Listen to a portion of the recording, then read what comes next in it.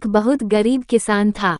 वो अपनी बेटी के साथ एक छोटी सी झोपड़ी में रहता था।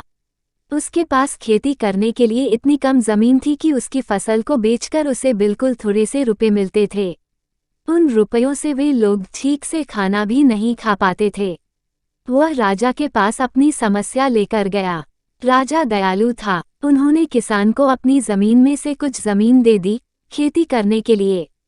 उन्होंने कहा, यह जमीन तो हमारी ही रहेगी, लेकिन उस पर उगने वाली फसल तुम्हारी होगी। किसान ने राजा को बहुत बहुत धन्यवाद दिया। एक दिन वो खेत की जुताई कर रहा था, तभी उसका हल किसी कठोर चीज से टकराया। उसने वहां खोदकर देखा तो उसे सोने की एक ओखली मिली। किसान ईमानदार था। उसने अपनी बेटी से कहा, हमें यह ओखली राजा के खेत से मिली है। जिसकी जमीन है उसी की यह ओखली भी है, इसीलिए हमको इसे राजा को लौटा देना चाहिए। किसान की बेटी बोली, नहीं पिताजी, आप ऐसा मत कीजिए। आपको सिर्फ ओखली मिली है। यदि राजा ने आपसे इसकी सोने की मूसल भी मांगी तो आप क्या करेंगे? आप इस ओखली को अपने ही पास रखिए। लेकिन किसान को ये बात ठीक नहीं लगी। वह बोला, जो चीज हमें मिली ही नहीं उसे मांगने का कोई अधिकार नहीं है।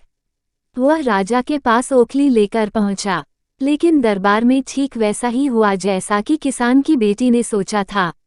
राजा ने सोचा कि किसान ने लालचवश मूसल अपने पास रख ली है।